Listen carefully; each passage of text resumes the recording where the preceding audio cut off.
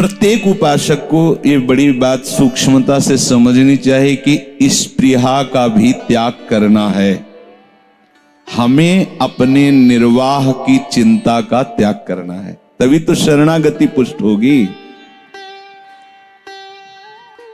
हमें ऐसा वास मिलना चाहिए, ऐसा वस्त्र मिलना चाहिए, ऐसा भोजन मिलना चाहिए, ऐसी अनुकूलता मिलनी चाहिए, ये सब बातें छोड़नी चाहिए। छोटी छोटी बातों में हम असंतुष्ट होते हैं, समझना पड़ेगा। आप जब तक चाहिए है तो साधना काहे की हो रही है? चाहिए को ना चाहिए में बदलने के लिए तो हो रही ना, जा ही न चाहिए। सेवक जी महाराज कह रहे, वेद विद्या पढ़त कर्म धर्मन करत जलप तन कलप की अवधियानी, चारुगति छाण संसार भटकत भ्रमत आस की पास नहीं तोरी जानी। ये आशा की फांसी काटने के लिए भगवत मार्ग में चले हैं। सेवक जी कह रहे बहुत शास्त्रों का ज्ञान है, बड़े कर्म धर्म कर रहे हैं, पर आशा की फांसी को गले में लटकाए हुए हैं, उसको काट नहीं पा रहे। क्या होगा? छोटी छोटी वस्तुओं ने इतना अधिकार कर लिया, इसके बिना हम नहीं चल सकते। नहीं, उपासक को जैसी परिस्थिति मिले उस परिस्थिति में प्रिया प्रीतम के विधान को देखना है। भाई सच्ची मानिए, ये नष्ट होगा, मरेगा ये, ना कोई इसको औषधि बचा सकती है, ना कोई इसको भोजन, ना इसको कोई पेस्ट, कुछ चाहे जितना पेस्ट रगड़ो ये बतीसी जाएगी, चाहे जितना गाजर का जूस पियो, विटामिन पाओ, नेत्रों की ज्योति जाएगी, क्योंकि इनका एक समय है, समय पर ये क्षीण होते चले जा रहे हैं। आपको एक ज्योति प्राप्त करनी है जो दिव्य, बढ़ती ही रहती, कभी घटती नहीं है, वो प्रेम ज्योति है। उससे जब नेत्र उन्मीलित होते हैं तो नवनिवृत्त निकुंज सामने होता है। उपासक नित्य निरंतर उसका रसास्वादन करता है। स्पृहा की भी आपके अंदर कोई गुंजाइश नहीं होनी चाहिए। मिल रहा है जो जैसा मेरे आराध्य देव का मंगल विधान है, कभी कोई चाह नहीं, कभी कोई लड़ाई झगड़ा नहीं। उपासक होकर मुझे ऐसा चाहिए, बस आप समझ लीजिए कि आप किस बात के उपासक हैं। चाहिए जथालाभ संतोष सदा काहू सो कछु न चाहोगो, हृदय में बैठा लो बात। ये चाहिए तो उसी समय विवेक से उसे काटिए। क्यों चाहिए? नहीं चाहिए। अगर जरूरत होगी तो जिनकी शरणागति हम स्वीकार किए हुए हैं वो सर्वज्ञ हैं, सर्वशक्तिमान हैं, सर्वत्र हैं, उनके लिए कोई दुर्लभ है क्या? तो वो हमें नहीं दे रहे, अर्थात मुझे जरूरत नहीं है। वो मुझे नहीं दे रहे तो मुझे जरूरत नहीं है, क्योंकि उनका विधान ऐसा है। हमें कोई मांग नहीं रखनी, हमें ये अनुकूल पड़ता है, वो जानते हैं ना, और वो नहीं दे रहे हैं। इसका मतलब है कि हमें ये अनुकूल पड़ता है, इस बात को भी मिटाना वो चाहते हैं। मिटा दो, फिर तो शरीर रोगी हो जाएगा, तो बचा लोगे क्या अनुकूल भोग पा करके? देखो ना, सब अनुकूल ही तो पा रहे हैं और सब अस्पताल जा रहे हैं। थोड़ा विवेक को जागृत करके ये स्पृहा को नष्ट करो। मांग हो जाती है उपासक को प्रतिकूलता के समय अनुकूलता की, इसे स्पृहा कहते हैं। मिटाओ इसको, बिल्कुल ऐसे रहो जैसे वो चाहें वैसे। पहला श्रीमद चतुरासी जी के पद का पंक्ति है, जोई जोई, ये सिद्ध पंक्ति है। यहीं से नित्य विहार रस में प्रवेश होता है। स्वामी जी महाराज, ज्यों ज्यों राखत हो त्यों त्यों रहियत हो हरि। अब आप विचार करके देखो, ये महापुरुष श्री जी की प्यारी सखियां हैं, नित्य विहार रस को प्रदान करने के लिए आई हैं। सिद्धांत में पहली पहली पंक्ति, ज्यों ज्यों राखत हो त्यों त्यों रही, जोई जोई प्यारो करे सोई मैं भावे। तो आप इन्हीं की तो शरण में होकर उपासना कर रहे हो, फिर आपको ये चाहिए, अमुक चाहिए। अपने लोगों को गुरुजनों ने यही सिखाया है कि जीवन में ऐसा अभ्यास करो कि जिस दिन तुम्हें कुछ ना मिले तो ये न लगे कि ये चाहिए ही। शरीर रोग से ग्रसित है, इसलिए कुछ दिनचर्या में खान पान का नियम है, नहीं तो पीछे अगर 4 दिन रोज दूध पिया शयन के समय श्री जी का भोग, तो 8 दिन नहीं, अभ्यास नहीं। चाय पिलानी 1 लीटर बना के पिला दो, छुट्टी। 10-12 दिन नहीं कि रोज 1-1 कप, अब वो सर दर्द करेगा अगर नहीं पिएंगे। हमारा ब्लड प्रेशर डाउन हो तो कॉफी चाहिए 3-4 बार, नमक पानी घोर के पियो ना, जो सहज है और बढ़ाएगा, कॉफी क्यों। और आप संयम से चलेंगे तो ब्लड प्रेशर लो क्यों होगा, हाई क्यों होगा, सम रहेगा। सब चिंतन से है इसका प्रभाव। आप असत आचरण करेंगे, आपका चिंतन असत रहेगा तो हाई और लो होता रहेगा, नहीं वो हाई लो सब सम में आ जाएगा। अनुकूलता के लिए, शरीर स्वस्थता के लिए, बहुत लंबे समय तक जीवित रहने के लिए बाबा जी नहीं बने, श्री जी को प्राप्त करने के लिए। श्री जी की प्राप्ति कैसे होती है? बोले विहाय कामान्य, समस्त कामनाओं का जिसने त्याग कर दिया है, सर्वान पुमाश्चरति निष्पृहा, बढ़िया जीवन चल रहा है, व्यवहार में भी है पर कोई स्पृहा नहीं। जैसा प्रभु विधान कर रहे हैं, गुरुदेव विधान कर रहे हैं, उसी विधान में हम राजी हैं। कोई चाह नहीं, साधुता चाह मिटाने के लिए है। ऐसे बैठा लो तभी निरंतर नाम जप कर सकते हो। जीवन निर्वाह के लिए प्राप्त और अप्राप्त वस्तुओं के विषय में जो सोचता है, अप्राप्त वस्तुओं की प्राप्ति हो जाए, प्राप्त की रक्षा हो जाए, वो कभी अनन्य चिंतन नहीं कर सकता, वो निरंतर भजन नहीं कर सकता। ध्यान रखना, जो निरंतर भजन करते हैं वो प्राप्त वस्तु की रक्षा और अप्राप्त वस्तु की प्राप्ति की चाह को मिटा देते हैं, क्योंकि ये ठेका ठाकुर जी ने लिया है। योगक्षेमम वहाम्यहम, योग अप्राप्त की प्राप्ति कराना और क्षेम प्राप्त की रक्षा करना।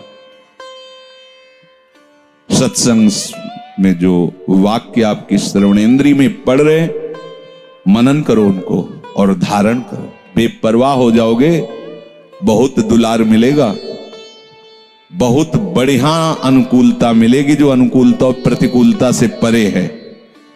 हर समय आप आनंद में डूबे रहेंगे। कभी इतना गुड़ भी मिल जाता था ना गंगा किनारे, तो ऐसे आकाश की तरफ देखते थे, सोच कितने कृपालु हो। एकदम निर्जन एकांत में कोई गाय चराने वाला आया, गंगा जल पिया, बैठे देखा, बाबा कुछ खाया नहीं, हम तो गुड़ लाए थे, लेंगे हाँ। या वो जो क्यारियां लगाते हैं सब्जी आदि की, वो कभी एक परेठा ऐसे दे, तो एकांत में से प्रभु आप कितने कृपालु। वो प्रतिपल कृपा को देखता रहता है, डूबता रहता है, हर समय दुलार दिखाई देता है। और जब आप इच्छा करके विचरण करोगे व्यवहार में, तो आपको प्रभु की कृपा का आप अनुभव नहीं कर पाओगे। ये इच्छा प्रभु से दूर करने वाली बात है, तो क्यों रखो? तुम्हारी इच्छा रखने से कुछ हो जाएगा क्या? तो रखो ही क्यों इसे? इसको भी दे डालो ना प्रभु के चरणों में। पर सुनते सब हैं, और जब इनकी उत्तर आते हैं तब लगता है साधु है, ये उपासक है, ये क्या है, तो है क्या ये? तब फिर अंदर से लगता है कि इसका मतलब ससुख वांछा से तुम केवल अपने देह पोषण के लिए ऐसा भाव रखते हो बाबा जी का, अभी तुम्हें परमार्थ में चलने का उत्साह नहीं आया है। बस ध्यान रखो, बड़े कृपा पात्र हो, जिससे सत्संग सुनने को मिल रहा है, उससे भी बढ़िया कृपा का वो अनुभव करेगा जो उसका मनन करके आचरण में उतारता है। हम क्यों इच्छा करें? इसका मतलब आपकी शरणागति कमजोर है। शरणागति इच्छा नहीं करता। शरणागत का पोषण प्रभु अनंत माताओं का वात्सल्य लिए आगे से आगे करते रहते, उसे सोचना नहीं पड़ता। जो अपनी बुद्धि प्रभु में स्थित किए हुए उसकी स्पृहा का भी नाश हो जाता है, निष्पृहा। क्योंकि जो सिद्ध पुरुष होता है उसको शरीर से कोई मतलब नहीं रहता, क्योंकि जिसके लिए शरीर मिला था वो काम बन गया है। शरीर मिला था भगवत प्राप्ति के लिए, शरीर मिला था अज्ञान निवृत्ति करके स्वरूप स्थिति के लिए, वो अच्छे से समझ गया उस बात। अब वो आज शरीर रहे या चला जाए, स्वस्थ रहे या बीमार रहे, अनुकूल परिस्थिति है प्रति, उसको कोई मतलब नहीं रहता। उपासक शरीर को समर्पित कर दिया है राग सहित। तो सिद्ध में तो ऐसा होता नहीं, उपासक को ऐसा करना नहीं है, क्योंकि पहुंचना तो वही ना। तन मन प्राण सर्वस्व जब प्रियाजू को समर्पित है तो इतनी व्यवस्था नहीं जानती क्या, किसको कब क्या कैसे चाहिए। बस अगर हमारी ऐसी व्यवस्था तो वैसे रख रही, वैसी व्यवस्था तो वैसे रख रही, हम राजी हैं उसी में जिसमें उनकी रजा है। हम क्यों चाहें कि हमारे लिए ऐसी व्यवस्था हो जाए। चाह ही मिटाना उपासक की सिद्धावस्था में पहुंचने का संकेत है।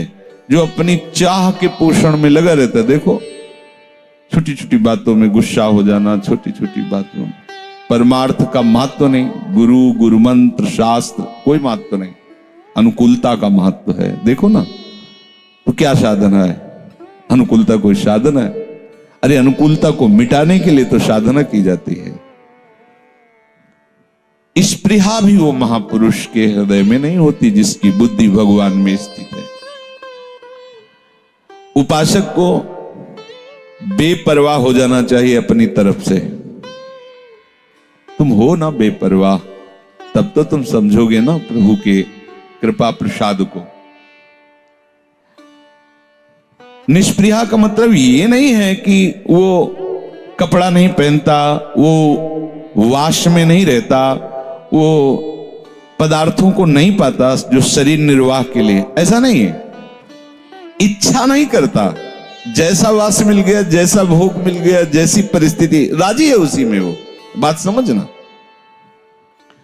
साधना अवस्था में साधन शरीर निर्वाह के लिए जैसी प्रभु व्यवस्था करते हैं, वो उसी शरीर में उसी परिस्थिति में वो राजी रहता है। बीमार है तो कोई शिकायत नहीं है, स्वस्थ है तो कोई अहंकार नहीं है। तो क्यों शिकायत नहीं होगी? अब शरीर बीमार हो गया, अब तो साधना नहीं बनेगी ना।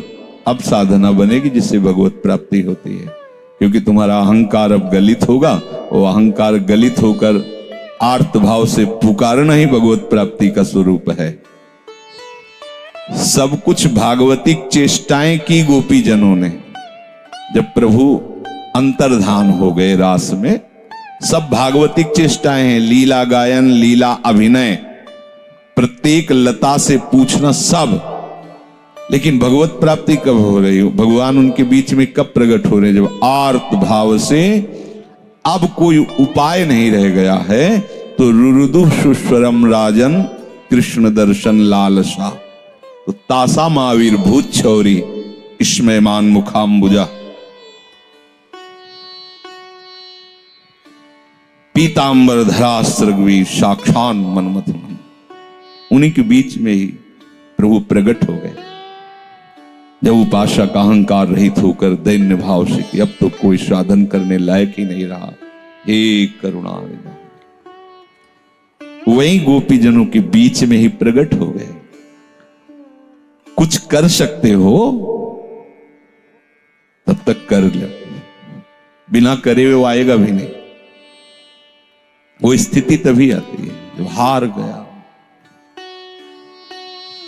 वहीं श्री कृष्ण थे जहां द्रौपदी थी। नहीं, एक भी सहयोग नहीं मिल रहा है, श्री कृष्ण का एक भी संकेत नहीं मिल रहा। बहुत प्यार प्रभु करते हैं द्रौपदी जी को, द्रौपदी जी भी प्रभु को प्यार करते हैं, पर थोड़ी अनन्यता में अभी ढिलाईपन था। 5 पति बलवान, सभा में एक से एक धर्मात्मा, ऐसा कैसे हो सकता है? लेकिन ऐसा हुआ। देखा वो अपनी ग्रीवा झुकाए बैठे, कोई उत्तर नहीं दे रहा, कोई रोक नहीं रहा, ये दुष्ट अमर्यादित चेष्टा करते ही जा रहे हैं। यज्ञ से प्रकट हुई, किसी स्त्री से प्रकट नहीं हुई, मंत्रों के द्वारा यज्ञ की आहुति से श्री द्रौपदी जी का प्रादुर्भाव हुआ है। बल से रोका। जब देखा 10,000 हाथियों का बल रखने वाला, कितनी देर हम इससे लड़ पाएंगे? दांत से पकड़ लिया। जब देखा आप एक ही झटके में दांत से भी वस्त्र छूट जाएगा, अब कोई नहीं। हे कृष्ण द्वारिका वासे, ये शब्द पूरा नहीं हुआ था और भगवान वस्त्र रूप से प्रकट हो गए, भगवान का वस्त्रावतार हो गया। उपासक कहीं न कहीं अन्य आश्रय लिए रहता है, इसीलिए उसे भगवत साक्षात्कार होने में विलंब होता है। भगवान प्रतिकूलता देकर उसकी वो कचाई हटा देते हैं, वो अनुकूलता से नहीं हटेगी। अगर ये परिस्थिति ना आती तो द्रौपदी जी को ये बात अनुभव में ही नहीं आती कि हमारी अनन्य गति में कहीं न कहीं अभी अंतराय है। इतनी प्रवीण हो गई द्रौपदी जी अनन्यता में, पूरे जीवन फिर कहीं अन्य का आश्रय समझ गई कि नहीं नहीं, कृष्ण के सिवा और कोई नहीं। तो चाहे हमारा शरीर अस्वस्थ हो, अव्यवस्था में हो, तो हमें ये विचार करना चाहिए कि मेरे प्रभु मेरे लिए बड़ा मंगल विधान कर रहे हैं भगवत प्राप्ति का। पर ये उपासक वही सह सकता है जिसने लक्ष्य बना लिया है भगवत प्राप्ति, जो साधु समागम में रहता है, अन्यथा नहीं सह पाएगा। इसलिए भक्ति कर दीप, प्रेम कर बाती, साधु संगति करी अनुदिन राती। कोई भी कामना और स्पृहा का त्याग किए बिना स्थित प्रज्ञ नहीं हो सकता, अटल बुद्धि निश्चल बुद्धि वाला नहीं हो सकता भगवत में अटल बुद्धि। क्योंकि कामना किसी न किसी व्यक्ति वस्तु स्थान को लेके होती है और इसी का नाम संसार है।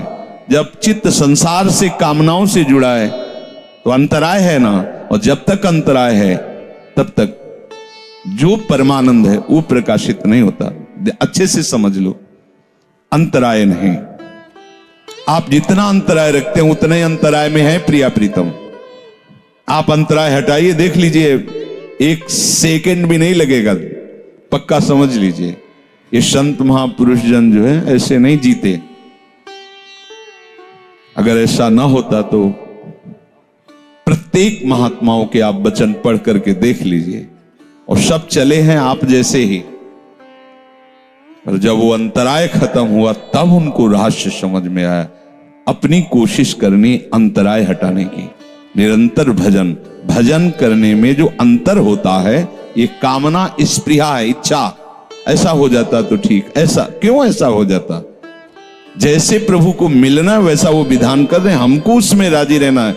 हमें उधर कोई पर्चा नहीं लगाना कि हमारी ये इच्छा है आप इसकी पूर्ति कर दो। अगर पूर्ति हो गई तो अंतराय लंबा बन जाएगा। आप परमार्थ मार्ग के पथिक हैं, अपनी इच्छाओं की पूर्ति में कभी खुश मत होना। अंदर से असंतुष्ट हो जाना कि हमें लगता है कि अभी हम पे पूर्ण नजर नहीं है क्या, क्योंकि हमारी इच्छाएं क्यों पूर्ण हो रही, ये तो गलत हो रहा है। हमने जो सोचा वही हो रहा है, हमने जो चाहा वही हो रहा, नहीं होना चाहिए था।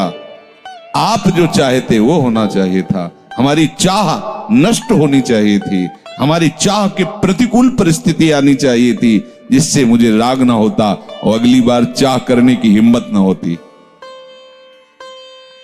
निर्ममा प्रभु कह रहे विहाय कामान्य सर्वान पुमाश्चरति निस्पृहा निर्ममो। जो भगवत प्राप्त महापुरुष होते हैं उनमें ममता नहीं होती, क्योंकि ये एक अहमता ममता ये जग में है दुखदाई। ये जब श्री जी की ओर लगे तो होत परम सुखदाई। इसलिए तात मात सुत दार देह में मति अरुझय मति मंदा। उपासक ममता का त्याग करता है और परिपक्व अवस्था का जो उपासक होता है उसमें ममता होती ही नहीं है। दिखाई देता है, उनका ममत्व दिखाई देता है, क्योंकि शब में उनको अपना आराध्य देव दिखाई देता है। वो अपने आराध्य देव से ममता प्यार करते हैं। अपने लोग देहाभिमानी तो समझते हैं मुझसे, नहीं, वो अपने आराध्य देव से करते हैं।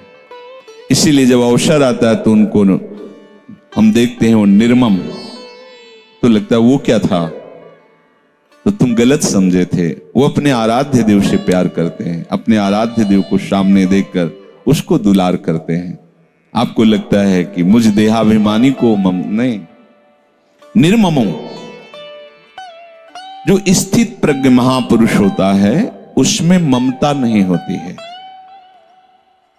क्योंकि सबसे ज्यादा ममता अपने देह और प्राण में होती है। देह प्राण ते प्रिय कछु नहीं, और वो प्रभु को दे चुका है। अब उसकी ममता का कोई स्थान ही नहीं रह गया, क्योंकि देह प्राण संबंध से ही वस्तु व्यक्ति स्थान में ममता होती है। उसने अपने प्रिय देह प्राणों को भी प्रिया प्रीतम के चरणों में समर्पित कर दिया है। अब ममता उपासक की, अब ममता केवल प्यारी जो और प्यारे जो के चरणों में है। ममता नित्य विहार में, क्षमता सब संसार में, ये सिद्धांत है।